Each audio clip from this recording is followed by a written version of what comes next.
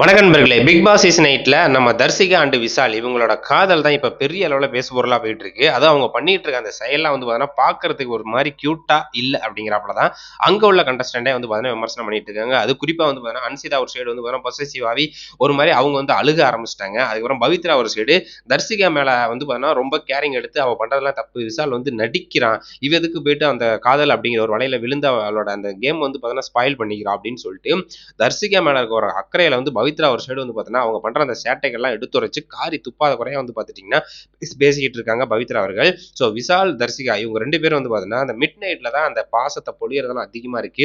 சாப்பாடு ஊட்டி விடுறது, கைக்கு அத இது பசைய தடவுறதுங்கிறாப்புல பார்த்தீங்கன்னா, கைக்கு தடவுறது.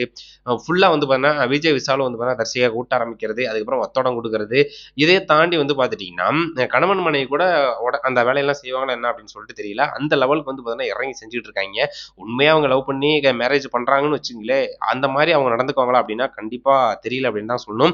ஆனா, அங்க பிக் பாஸ் ஹவுஸ்குள்ள அவங்க பண்ற சேட்டைகளுக்கு அளவே இல்ல அப்படின்னு தான் சொல்லணும்.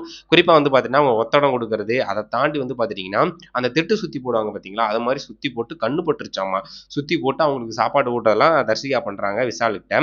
ஸோ இதெல்லாம் பார்க்கும்போது பார்த்தீங்கன்னா, ஒரு மாரி என்னடா டேய்! ரியலா அதெல்லாம் நடக்குமா? இல்ல நீங்களே ரியலா வெளில அது மாரிலாம் பண்ணுவீங்களா?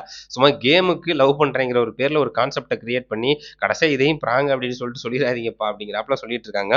கிரஷ் இருக்கு. ஃபர்ஸ்ட் ஆரம்பத்துல பார்த்தீங்கன்னா, விசால தம்பி மாரி அப்படி சொல்லிட்டு இருந்தாங்க. அதுக்கப்புறம் அப்படியே கிரஷ்னாங்க. அதுக்கப்புறம் இப்ப லவ்வர்னாங்க. அதுக்கப்புறம் கணவன்ருவாங்க. ஸோ அந்த ரேஞ்சுக்கு போயிட்டு இருக்கிறாப்புல இருக்கு. ஸோ தர்ஷிகா, விஷால் லவ் பார்த்தீங்கன்னா, பிக் பாஸ் கண்டஸ்டன்ட்டே விமர்சனம் பண்ண தாண்டி வெளியிலயும் சோசியல் மீடியால விமர்சனம் பண்ணிட்டு இருக்காங்க. ஸோ இத பத்தி உங்களோட ஒப்பீனியன் என்ன அப்படின்னு சொல்லிட்டு சொல்லுங்க. இன்னொன்னு பார்த்துட்டீங்கன்னா, ரயன் அண்ட் சௌந்தர்யா அவங்க 2 பேரும் அந்த லவ் பாண்டிங் பார்த்தீங்கன்னா, கிரியேட் பண்றாப்புல நெறைய செயல்கள்லாம் செஞ்சுட்டு இருக்காங்க.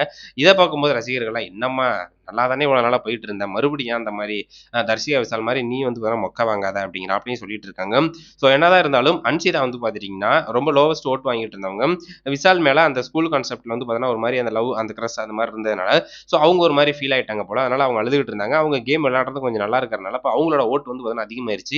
விஷால் பார்த்தீங்கன்னா, பொண்ணுங்கள பார்த்தீங்கன்னா, லவ் பண்ற அந்த கான்செப்ட்டே வச்சு அடிச்சுக்க விட்டுட்டு இவர் ஜாலியா இருக்கிறாப்புல இருக்காரு அப்படிங்கிறாப்புல தோணுது. ஜாக்லின் டாப் அப்படிங்கிறாப்புல போயிட்டு இருக்காங்க.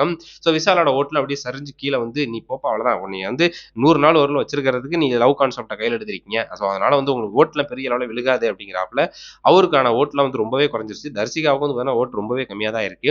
ஏன்னா அவங்க அந்த லவ் பண்றேங்கிற பேர்ல என்னென்னமோ பண்ணிட்டு திரியிறாய்ங்க. அதுவும் மிட் நைட்ல 2:30, 3:30, 4:30 அப்படி அந்த டைம்ல தான் அவங்களுக்கு பார்த்தீங்கன்னா, ரொம்ப ஃபீலிங் ஓவரா வரும் போல.